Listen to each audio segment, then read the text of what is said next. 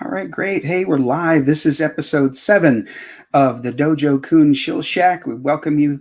If you're in the chat or if you're going to watch us on the replay, we appreciate all of you and thank you so much for being here. So this may be the extra Boomer edition, folks, dealing with COVID, but we're going to get through this because we've got some great guests. We're going to talk about some campaigns, some great websites.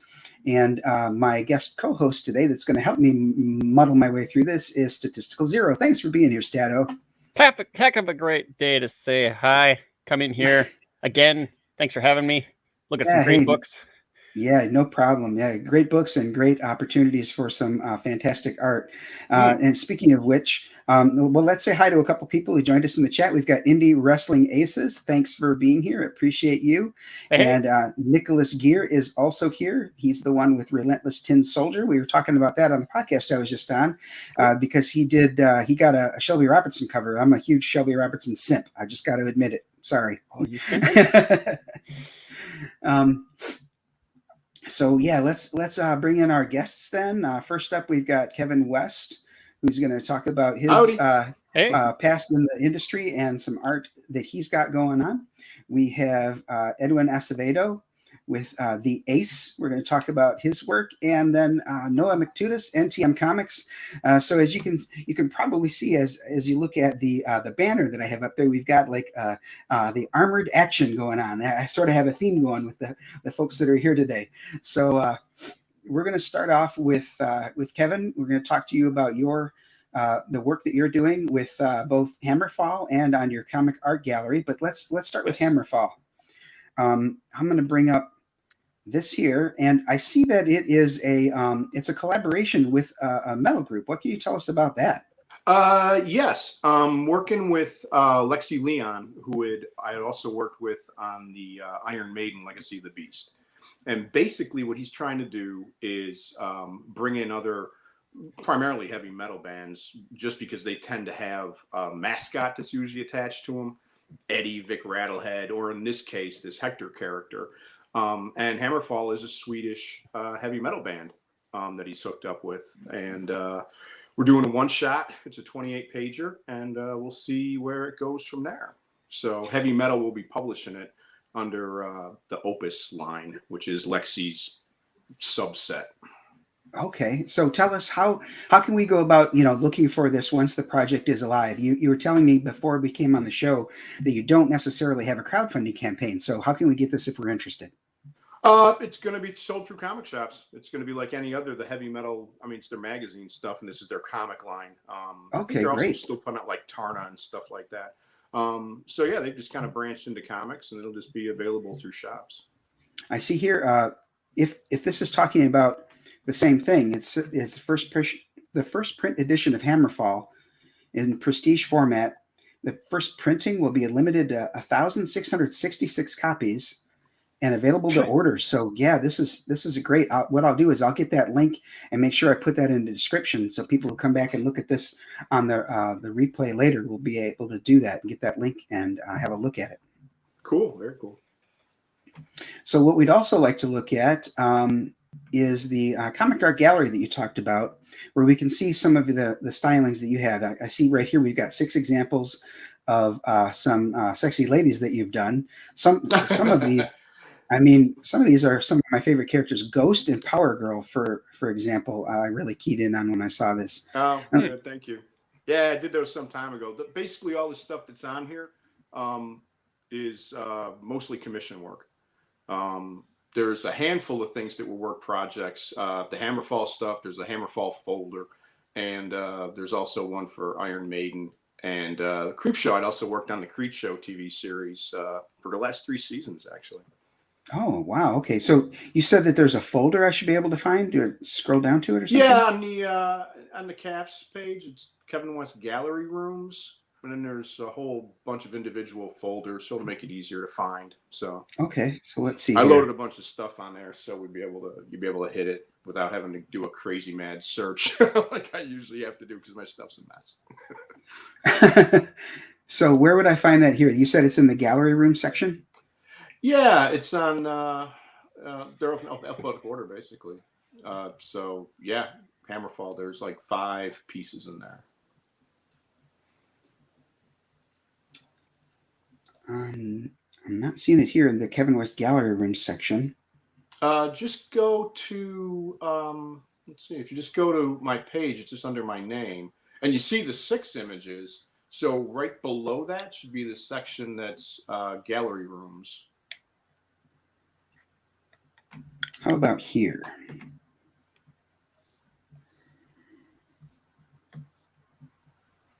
Here's some Iron Maiden work. There's Hector. Okay, yeah.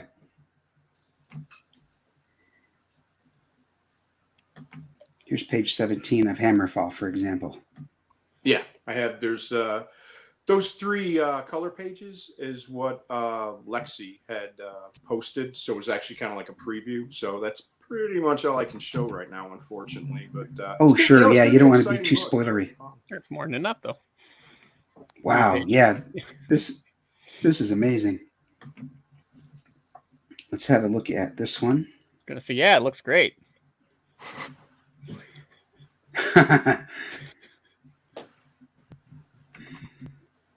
And you'll just have to take our word for it. And then this is a Hammerfall villain, you say? Ooh. Yeah, he ends up, well, on those 2 of the pages that's shown, he ends up fighting a demon kind of villain who's been held together through sorcery, and that's the big epic fight at the end of the story. That's the big conclusion part. So okay, so yeah, here's where I grabbed the picture for the banner.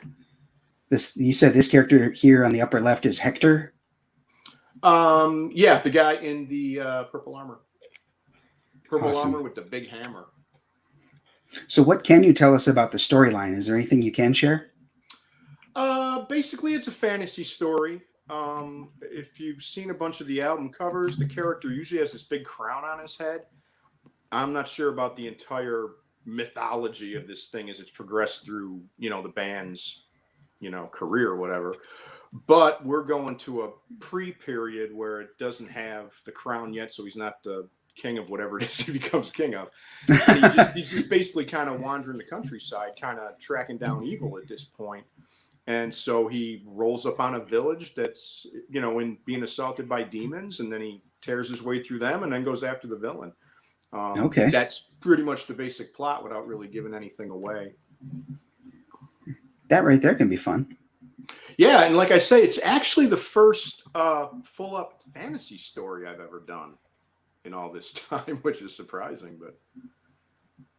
Right. I actually had to draw a horse. I hate drawing horses. I don't draw horses. Oh my god! Literally, when I was talking to Ian Edgington, who had written the thing, I basically told him, "Is anybody on horses? Because I really want to get that down to a minimum." And he's kind of like, "Yeah, well, Hector rides this horse, and he's fighting these guys in the town on him." I'm like, "No, he's not." Oh no, he's not. You're going to get a scene of him riding on the horse, then he's getting off to go fight people. He's not going to keep riding his horse into battle. You're just begging for problems. Dojo, buddy, you got a share on that? Now I'm curious. Let's see here.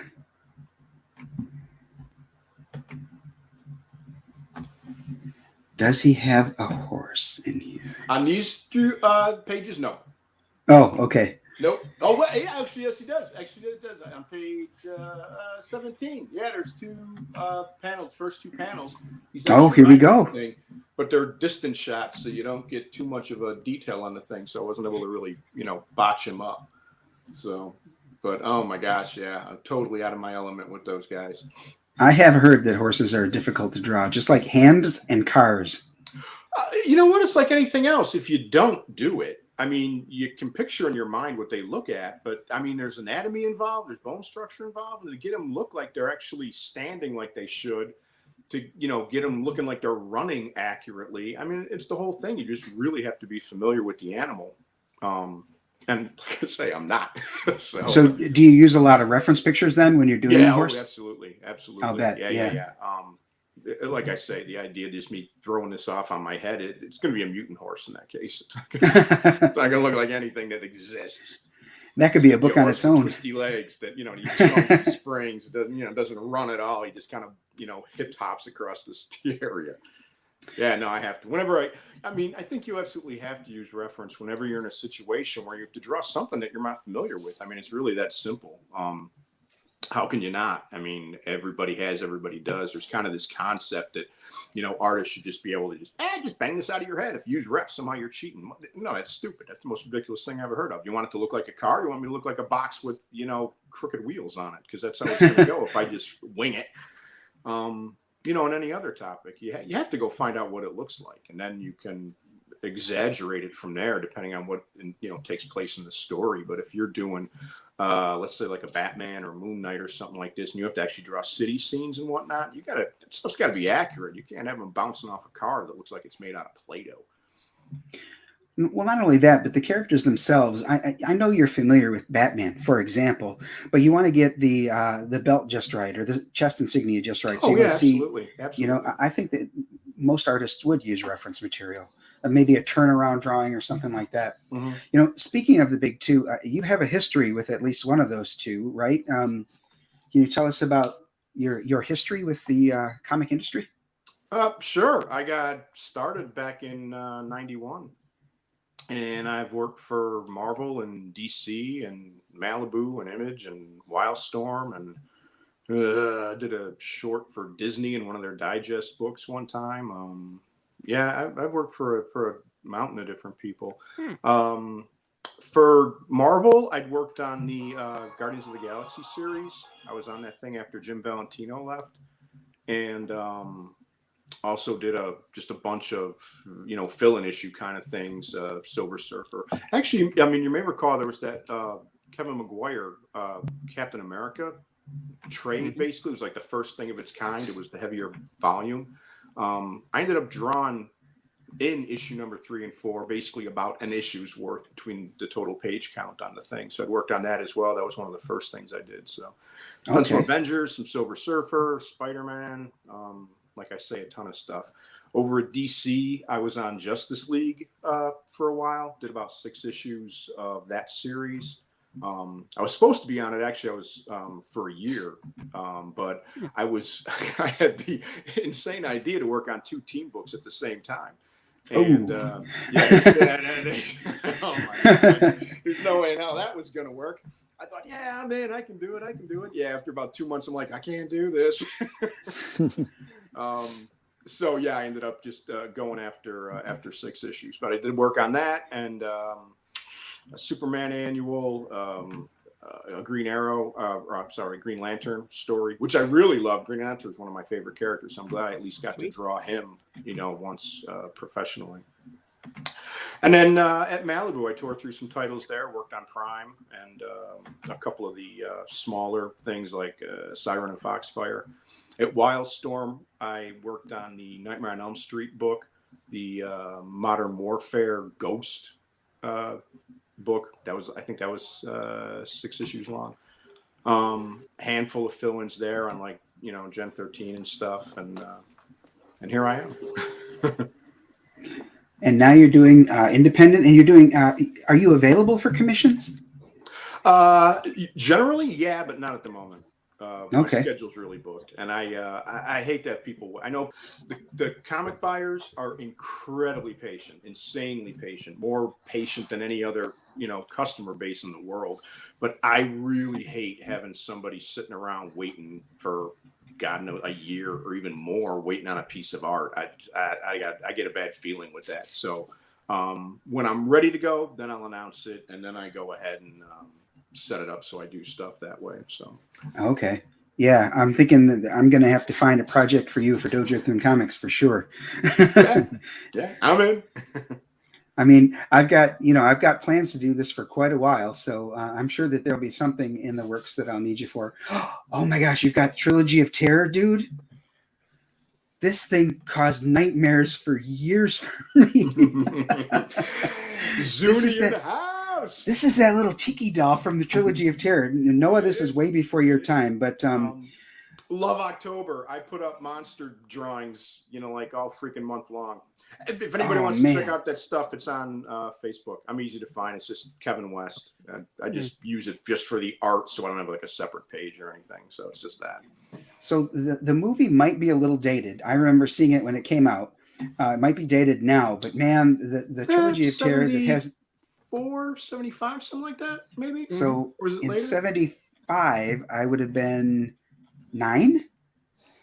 I was 75. Sounds about right. I'm in around that range. I would have been in 75. I would have been 11. So okay. So yeah, seeing this, I might get that just to spite my own fear. There you go. And, just make sure you close suitcases and get a second look before a blade comes jamming up through the thing. And don't expect that drowning or microwaving will do any good. Yeah, that's right. Well, if you're gonna microwave, stand back when you open it. Don't go sticking your face in the smoke. You're right. Oh, who's this one? Tell us about Sam. He was from the Trick or Treat movie. Oh, okay. He was that little demon kid. I mean, it was an anthology, obviously, and in each story, he was kind of wandering past the scene. And then at the very end, the story involved him and this guy who wouldn't give out Halloween candy, so he promptly terrorized them. Brian Cox. And I think, and at that point too, was discovered when he takes off that sack of a hood, he's just got this demon head. Oh, nice. It's a great movie, actually. It's hey, really cool. Sorry to interrupt, guys, but are you sure you're sharing the screen there? Because none of us are seeing anything that you're talking about. You're not seeing that? No. Yeah, the art isn't coming out. Said something earlier. There it is. There you go. Okay, well, let's see if that would be here. There you go. There you are. Look, we're not just making things up. It exists. Wow. I told you I'd be boomerang. So here's the tiki doll I was talking about that was way before Noah's time. Oh my gosh. Yeah, I've been sharing stories. Yeah, for your own enjoyment, though, it's been a good experience. Right. And there you go, a little teenage werewolf for yourself. And then I was also showing his work in Marvel. And I brought up the picture of the Thing, which I thought was pretty damn good. That's like on the order of like an Art Adams or a George Perez. This is really good. Well, that was the case Yeah, too. When I'm nice. sitting around and I'm doing other things and I'm kind of noodling along, and suddenly I'm like, man, Thing's legs don't look like that. All of a sudden, that rock is taking on a little bit of muscle formation. Wouldn't have noticed unless you pointed it out, though. Yeah. Well, these things just glare at me all the time. No, I know you from the Nightmare on Elm Street books. I got that whole run that you and Dixon did. Yeah. It's a shame that thing got canceled. Yeah, I would think that would have gone further than Friday the 13th, because it seems like there's so dang much more you can do with it. Well, I mean, yeah. I mean, we're just getting into the groove, and the way Chuck Dixon was approaching it, he was basically it was more like the first movie than the later ones. Freddy wasn't actually in it that much when you look at total per page. It was more about the suspense and what was happening to the characters that he was basically terrorizing, and so they were being developed as they're kind of struggling through this battle with him. And so it's kind of a different approach, but I thought it was really good stuff. And I thought we were just starting to hit our groove a little bit. But yeah, you guys were doing stuff that they hadn't even touched in the movies, which I loved. Yeah, Chuck's fantastic. So there we go. So here's a look at Hammerfall, which I thought I'd already given you. So yeah, that's the cover. I'm not 100% on who did it. It might have been Carlos Cabrera. Carlos had done the color on the Hammerfall interior pages, and also when you're in that, if you're interested in seeing it, I don't want to dominate the whole conversation here, but in the miscellaneous section, there's two characters, right? First row. It's a Frankenstein and a Fishman. It was kind of based on the creature. That was concept art for a project that was pitched while I was at Heavy Metal. And the guy is just extraordinary. He is insanely talented. He's a true painter. And really, he adds texture to these things. It's just really incredible stuff he does. Makes me look so much better. Wow, yeah, this is really good. Okay, so for those of you who would like to see the pages that we were talking about, There you go. Preview time. Let's go back to that, or go to that for the first time for some of you. I saw him and then you did. Here's the villain. There we go. That he was talking about to face off against Hector. And then we'll have a look at the page here. I mean, just fantastic art here. I love this upper left panel. Shows Hector with his that's actually a mall because it's so huge. Yeah, it's kind of tricky to draw to a degree. I'm working on talking about references. I have a handful of different reference pieces for him, and that hammer is constantly kind of different sizes. So kind of playing it, which size kind of fits best in the scene a little bit. So it's you're really not staying consistent. I'm not crazy about that, but it's working for each panel. The one thing I hate though is that handle. Once it got reduced and everything, that handle is too freaking skinny, man. That thing would just break off the end of that popsicle stick. Every time I see that page, that handle screams at me. Tortured soul. See, stuff like that stands out to you as the artist, I'm sure. And then here are the horses he was talking about. There you go, horses. In the distance. I'm interested to see where this goes. It looks like it's a portal rather than the side of or a cave or something, because it looks like there's nothing behind it. You may be onto something. Maybe. I've been reading comics a while. Yeah. Right. Big black portal. It doesn't have a back end on it. That's got to go somewhere. And then, all right. Also wanted to show. This was the close-up of the villain. Yeah, very cool. So yeah, if you have an opportunity to check this out in the description, I will make sure to add this link here where it says it's available to order. And it isn't right this second though. Oh, okay. Yeah, I'm not sure. At the moment, they just had some trouble actually on one of the other books. He's also got a horror anthology that he's been putting out, and trouble with getting paper. So there was actually a huge delay in the time that it was actually solicited to the time it actually came out. It was crazy long. So I still have about 10 pages left to finish up on this book, and so I can't really say for sure when it'll be coming out. I'll be sure to send you a message when I eventually have a solid idea on that. But if you do, we'll tweet it out for you. If they're doing pre-orders or something, I don't know. I haven't checked out that the page on it. They might be doing pre-orders, but other than that, I don't know. I just know it's not ready to come out yet. Well, the delay that you mentioned with the paper shortage is definitely affecting all of the indie comics industry. A lot of us are finding that that's the case. And, people, I think, are, like you said, are very patient and understanding, just so long as people are communicative and keep updates flowing so that they... Oh, absolutely. We know as backers...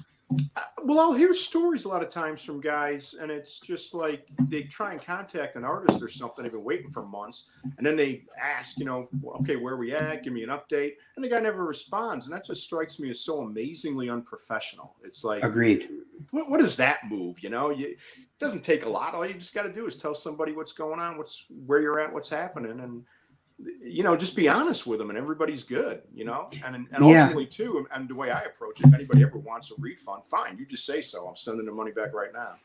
So, I mean, exactly. There's been some artists who have been dealing with some seriously significant personal issues, and all they had to do was say so. And the rest of us are like, oh, dude, you got to handle that. That's a higher priority than my comic book for sure. But, just keep me informed. Let me know how you're doing and when you might, get back to it. And then we'll start working then. We'll get our nose to the grindstone. Yeah. All right. Well, thanks, Kevin, so much. You can stick around if you'd like. We're going to move on to Edwin Acevedo and his campaign. Now that I know I'm sharing, if I go like this, we'll be able to see it. So, Edwin, I see that this is a sign-up page. What do you tell us about the ACE Volume 2 and what we can expect? Sure. The ACE Volume 2 is basically the next issue of this story I'm telling. For anybody who missed Volume 1. The Cliff Notes version is that it's a story about a young guy in his 20s called David Diaz.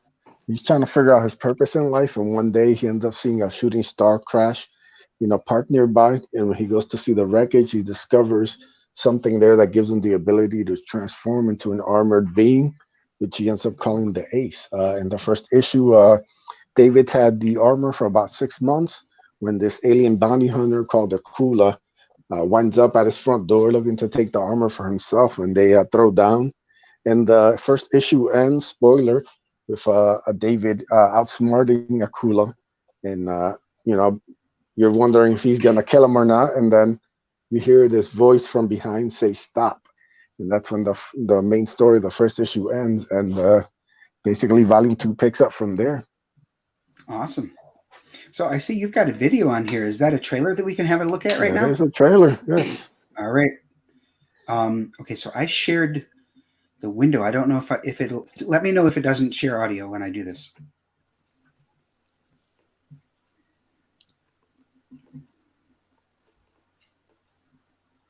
No, I'm not hearing anything. No audio. No audio? Okay. I was gonna say I'm hearing audio, but that doesn't mean that you are. So I'll stop sharing and go back to sharing. Sorry about this, folks. Just take me a second. This I know how to do. Perhaps. There we are. Share screen. Share audio. All right. Now when I go to the ACE, let's see if we can get this going. Let me know.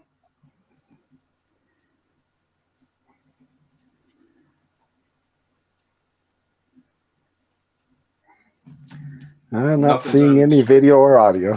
Yeah. Now you're not seeing either one? Yeah, you want to share your screen again?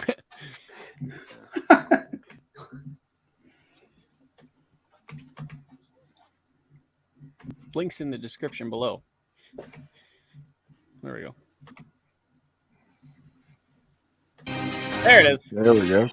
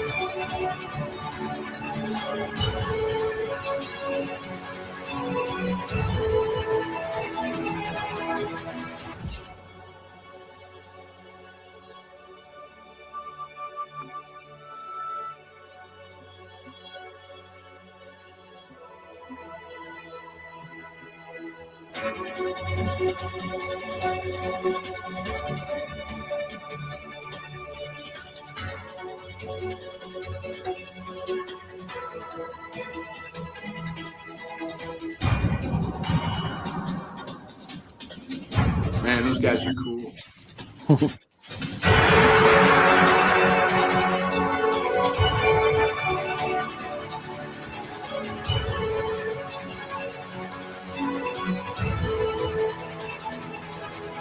Oh, sick. That's awesome.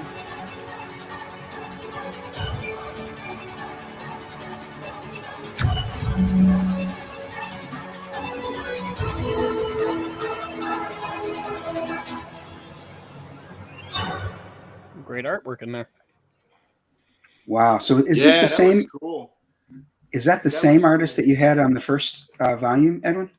Yep, most of the team is back. The main artist on the book is Canales, so he did the art on the main story. Basically, each issue has 3 parts to it. It has the main story, which is drawn by Canales. The epilogue story, which is drawn by Sweens from Oddity. And then it has like an origin story in the back, which is drawn by How Comics, who did Masquerade and Lost Pages. Okay, so great. Most of the things back. I did have to get a new colorist because my old colorist moved on to retirement. So colors look good though. Yeah, Hal did a great job on it, man. He took to Canales. We actually got about 16 pages colored so far. Actually, more than that. It should be about 20 some pages colored fully out of 32 pages. So out of 32? Okay. Yeah. So it's gonna be done before the launch. Book is gonna launch on Indiegogo on April 24th. That's gonna take a lot of stress off. Yeah, I did the same thing on the first campaign. I got it fully colored and lettered before I launched it, and it made things a lot easier. So the same thing's gonna happen this time. Yep, I think a lot more campaigns are going that route. Yeah. Now. Yeah, a lot of folks are trying to do that, to have a lot of their books done beforehand. I know that people fall on different sides of the fence on that one, because some of us, for some of our campaigns, need to have the crowdfunding actually pay for the art and etc. Right. For example, one of my campaigns that'll be out this month is complete. So all I have to do is get the tchotchkes that come with it, the magnets and the stickers and things. Whereas my other campaign, it will have to be paid for by the crowdfunding. So, I'm sort of on the fence myself as to which one has to be the way to go. It depends on your own situation. Yeah, I mean, as long as you're doing what you have to do, I think people understand either way. Oh, for sure. Just got to communicate. Yep, that's right. So let's see. I think what you did was you shared with me over here. All right, so I'm going to add this to stream. I'm going to go here, Edwin, and you sent some other art for me to have a look at on your campaign. You want to continue telling us about whose art is this, for example? This is Canales, colors by How Comics. Like I said, this takes directly after the first issue. So if you have the first issue, you see this panel, you'll know exactly where it goes. Okay. So this is basically continuing that story from issue 1 to this one of the main story. I got to be honest, though, looking at that trailer, it looks like Canales has improved a bit too. Oh, he's improved a lot. Some of the pages near the back end of this were incredible. Like, he really has taken to Angelique's design and kind of the setting and everything, kind of right up his alley. This is actually a sneak peek at excuse me, at the cover. This is by Doodle Bags. Oh, that's a little sneak peek of that. Before I have it fully colored, I just want to show some of the pencils, kind of give everybody a little look to it. And then what's this here? The stuff below is actually for the Alterna Comics has the Winter Indiegogo campaign. Mm-hmm. I have a story in their anthology book called it came out on a Wednesday, number 18. It's the one with the Kenneth Rocafort cover. Anybody who follows Alterna, and it came out on a Wednesday. It has a bunch of little short stories, anywhere from like 4 to, I think, 10 pages. So I have a Viking story called Raid of the White Leopard on there. It's like a little short story. So I'm trying to promote that, tell everybody to pick up a copy. And I'm actually, that's the logo for the story. Cool. Oh, sweet. I'll look forward to that. That's one of the pages. Art's by Avery Butterworth. He did some stuff for Lost Pages. He worked on some stuff for Phil. He did a great job capturing. Like, I love how the blacks are on his pages. It doesn't even seem like it needs color, Yeah, great contrast. Yeah, it really sets the mood. In fact, I was just going to ask you: is this one going to stay black and white? Yeah, this one's completely just black and white with some gray tones. Yeah, some stories deserve to stay in black and white. This looks like it's one of them. Yeah, I like that. Yeah, that's in the book. And one thing I'm trying to do to like promote it a little bit is I got these 6 a.m. stickers done, and I'm actually gonna send them to anybody who backs the campaign. All they have to do is message me proof that they backed it came out on a Wednesday, number 18. And I'll get these printed out and I'll send them out to you. Nice. Hello, thank you. That's great. Those are cool. Is it? Let me see. Is it just the two? Yeah. Okay. It's just the two. Yes, just the two. 6am does a great job. Yeah, he did a bunch for me for the ACE campaign. He's done a couple other ones for other projects I'm working on. So okay. Does great work. Yeah. Oh yeah. Yeah. Mark's fun. His channel is really fun too on YouTube. So yeah, that's a lot of great art that's coming up with both the ACE and his short story, and it came out on a Wednesday. Alterna's a great company to back as well. Peter Smetty's a good guy, and I really like a lot of the stuff coming out from his company, Alterna. I like Clint Stoker's Downcast is one of my favorites too. Wow, is that well written? Oh yeah, that's a great title. Okay, so Edwin, tell us. Wait, let me go back up here and hit this. Tell us then what we get if we sign up for the ACE.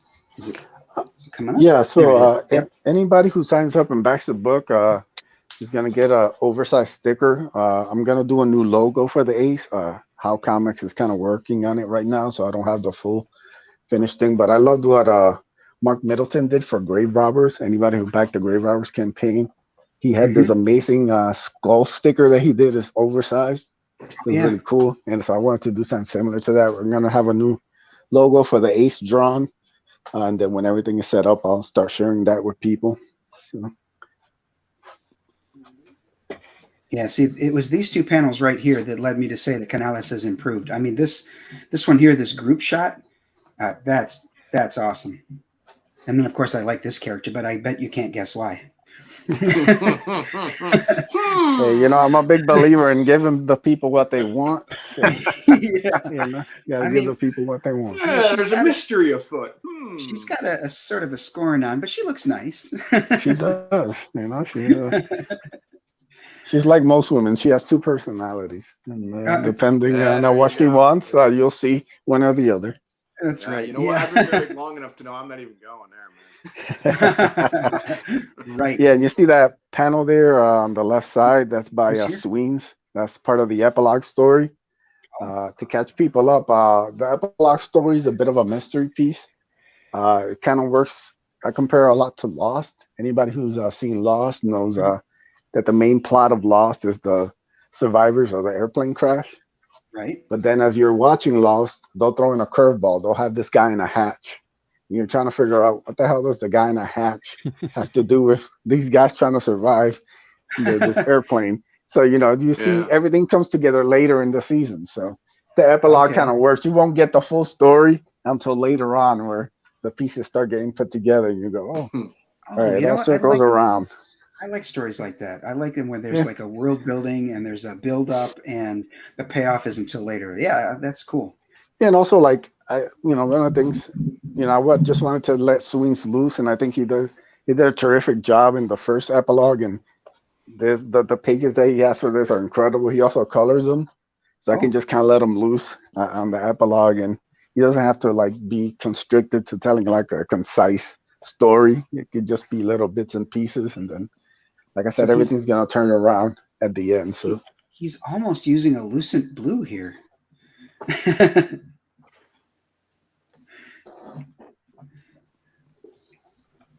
Very cool. A lucent blue. Like it. So yeah, folks, if you're watching this on the replay or catching this live, make sure you sign up for this. ACE Volume 2 by Edwin Acevedo. And a little bit more of Akula, but it looks like there's some new threats being introduced as well. So you'll want to pick up this story. Oh, I was going to ask you, Edwin, is there going to be a catch-up tier on this one? Yeah, we're going to do a second print of the main book, but it's going to have a different cover. I'm going to have a cover by Joe Ball. So also picked a great artist for that, too. Yeah, people are going to dig that once I show that off. I'm having him color it, so I want the full Joe Ball experience on that one. Right. Yeah, he's a great artist. All right. Well, thanks so much, Edwin. Let's have a look now at Noah's campaign, and he's actually already passed the sign-up phase and he's in funding. So Mavericks Volume 2, Judgment of Doom. So Noah, would you like me to start with the trailer and then have you pick up after that? Sure. Okay, let's do that. And I'll also remember to do this for Comics. A 60-plus page superhero fantasy graphic novel installment telling the story of a man fighting a world to protect ours. Back, Mavericks Volume 2, Judgment of Doom today. Yeah, so this is my second graphic novel, my 12th book, if you're including all the stuff I've done. I've done issue 1, issue 2, issue 3, issue 4, issue 5, issue 6, issue 7, issue 8, issue 9, issue 10. God dang, good work, man. And then in late 2020, early 2021, I crowdfunded my first book, Mavericks Volume 1 Destination. Got that fulfilled, so now I'm working on the sequel. And this is a 60-plus page book, superhero fantasy. After the events of Mavericks Volume 1, Mavericks is left in a state of grief for the tragic loss of the one closest to him, and he returns to Earth to find his city being destroyed by all these mutants who he thought he killed. At the end of Decimation, you can see one on this cover as Mavericks is slicing his chest. Now the bad guy is a galactic conqueror or mastermind who has manipulated previous events to his benefit. He's made it his focus to annihilate Mavericks' will to live and humiliate him publicly in front of the galaxies before slowly killing him in an effort to discourage any fighting spirit within the citizens of the planets who the guy plans to make his slaves because Mavericks' legacy and his reputation as this great hero has spread throughout the cosmos. So if he's like made out to be a fool and just killed like that, what's the chances for like these normal people against this conqueror? So that's the plan. The conqueror is the judge. Mavericks is the judge. Who is the jury, and what is the verdict? Back it to find out. This is a multi-volume arc, so you're gonna get the answers to those questions over Volume 2, Volume 3, and Volume 4. Here you can get a reprint of the first book, Mavericks Decimation. That is 76 pages, full color, everything like that. You can see the improvement in my artwork from that. That was late 2020, early 2021. And here's my new stuff. That's the main cover that you're looking at there. We got Mavericks in the foreground with this cool sword, with blood going everywhere. We got the cool planet behind him. The guy with that energy blast, that is Inch. He's kind of the Yoda type character. Like he's kind of the mentor to Mavericks. Everyone who backs, because we hit the stretch goal, is getting a free trading card of that character. Behind him, that diamond shape, that is the mask of not the big bad guy, but the bad guy's like right-hand man. That is the portender. We also unlocked the stretch goal for that, so everybody's going to be getting a trading card of that character as well. And they're also getting further down here. No. He's kind of like this mysterious character. You'll see him around. He's just like this shape, and he just shows up and causes chaos. Yes, so we're getting close to our next stretch goal, where everybody will get a free holographic sticker. And here's some preview art of the book. You can see I'm doing all the cool detail. We got the cool planet. We got the cool page layout. We're just introducing the characters. Scroll down a little bit more. You know what? I want to stop right here, though. This panel here, I saw you doing. I saw you coloring this and doing the lighting and getting advice. So your draw streams, I think, are important because it really gives people a chance to see not only your passion, but the work in progress. It gives the fans a chance to be a part of it. Yeah. And so like I said, this is a superhero fantasy book. Here's the fantasy aspect of it. We got these goblin creatures in the cave mining and stuff. We got the cool like dragon bat creatures. And and then here's a double page spread. This is the first time you see Mavericks in costume in Volume 2. So of course it's got to be a double page spread. We got the cool bounce lighting and stuff. And big reveal. So, and here I'll show off some stuff I'm working on. If you could go into the StreamYard, and then let me solo you. Wait, I got to do this right. There we go. So here's a cemetery scene I'm working on. So here's like the graveyard and stuff. We got the leaves blowing everywhere. We got like leaves coming into the foreground on this panel. And then we got the cool shots of the characters. So here's, and like I'm doing all the cool detail. You can look at the grass and stuff. Here's look at the grass. Oh, it's cool. Just look at all the detail. Look at all the detail. Like a little bit further down. There you go. How long that one take you, Noah? Oh, I don't know. I work like on a bunch of pages at once. I jump around. Here's a double page spread I'm working on. This is only like half of it, obviously. I'm still working on it.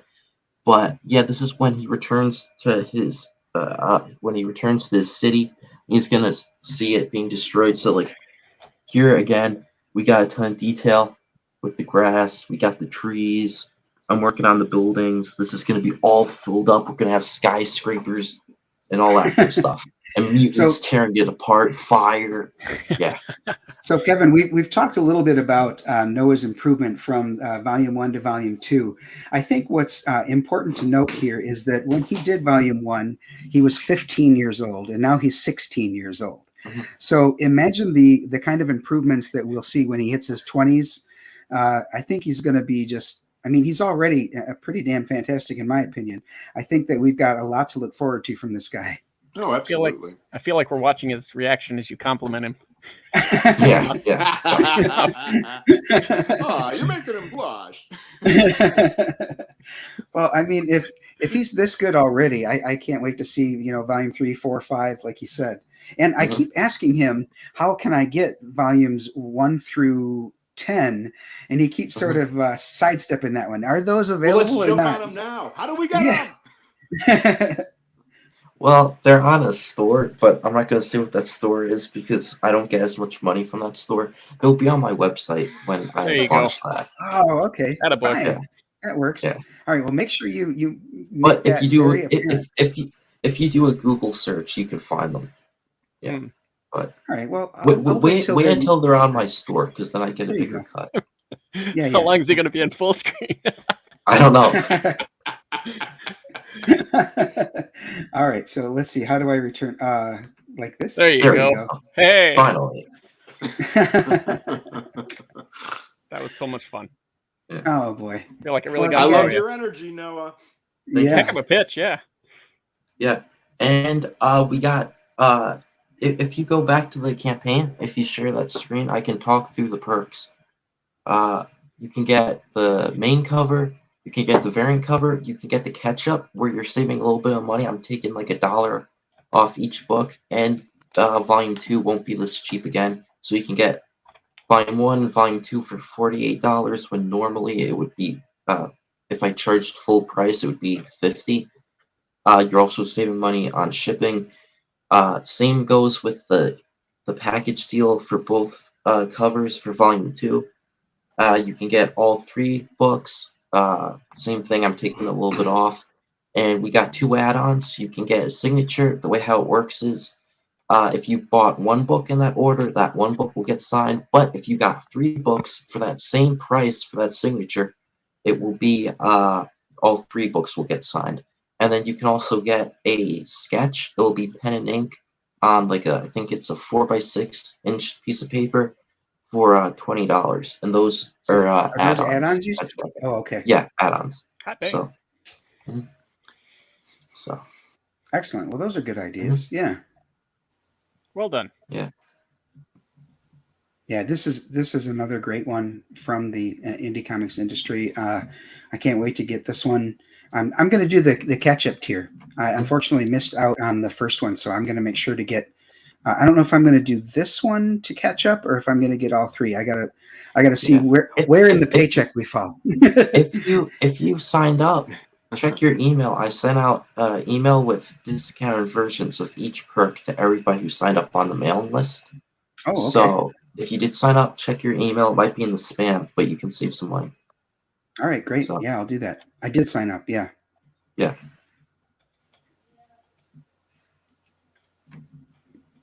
All right, cool. So it's coming up toward the top of the hour. What I'd like to do is give everyone an opportunity to tell us where we can find you on the socials. I'm going to do that, and then Okay, so we're going to start like we did with the projects themselves. We're going to start with you, Kevin. You can tell us where we can find you in the socials. Comic art fans and Facebook. I have a website, but it's currently under construction. I'll let you know when that thing's back up and running. And other than that, I'm a freaking tech dinosaur, man. I don't know how to do other. I have enough trouble working my pen. I got. All right. Well, if you remember to send us the information, then when your Hammerfall is available, I'll make sure to tweet it out and put it on Facebook as well. Sure will. Thanks. All right. Yeah, you bet. Edwin, can we find you on the socials? You can find me on Twitter at Edwin Aces. I am on Facebook as Drawing Aces, but I don't really use that too much. What you can do is you can sub to my YouTube channel called Drawing Aces, one word together, because I'm going to be starting out live streaming again in a couple of weeks. I'll be doing the pimp stream. I'll be doing the watch along stream. I took a couple of months break after I finished the campaign because it kind of wore me out, but I'm back, I'm refreshed, and it's time to promote some more. So catch me there. Yeah. All right, great. Yeah, sub to his channel, everyone. That's a great idea. Noah, how about you? Where can we find you in the socials? Yeah, you can find me on Twitter at NoahMacTutus. I have it typed out on my StreamYard, Noah, MACTUTUS. You can find me on YouTube at NTM Comics, NTM Comics. I stream on there and stuff. So, yeah, that's about it. Yeah, so those draw streams, like I said, they're very interesting. You can see the comic as it develops, and he tries not to get too spoilery on there, but it's fun to see not just the work he does, but some of the advice he's getting, and he's taking it to heart, which is pretty awesome. Yeah, and I'm trying to stream like 3 times a week. That includes guest appearances when I go on like other people's show. But I'm going to be streaming again this week. Every now and then I have a guest on. Last week, or it was 2 weeks ago, I had Shelby Robertson and Phil Diaz on. So, nice. Oh, wow. You might find some fun people on there sometimes. But great. Yeah, so definitely sub to Noah's channel as well. And then Stato, where can we find you in the socials? Oh, I hang around William Hazel's channel, Terrier Comics, every Thursday. Almost every Thursday we'll do a movie show. Otherwise, just me, myself, because I really hate myself. It's just Twitter. That's all I'm. Statistical 0 on Twitter. There you go. But we do see you often on Twitter. You're very prolific with your posts. You've always got some uplifting things to say. So you're not one of those doom and gloom dagger throwing Twitter guys. You're actually encouraging. So good on you for that. You can throw positive daggers, can't you? I don't know. Daggers of love. Right, there you go, Kevin. Righto. Hey, listen, everybody. I thank you so much for coming on my show. Thanks for putting up with all the boomerang, given how I'm feeling. And I can't use that crutch for very long because I'll get through this, and then I'll just have to say it's because I'm a dinosaur, like Kevin said he is. You make it sound like I'm making that up. No, I really am. I'm this close to a velociraptor. Oh, okay. Well, thanks everybody for spending your time here with me on the Dojo Kun Shill Shack. Hopefully you'll have a chance to come back again when your campaigns progress. Thanks everyone so much. I appreciate it. Thanks everybody. Hello, the chat. Peace.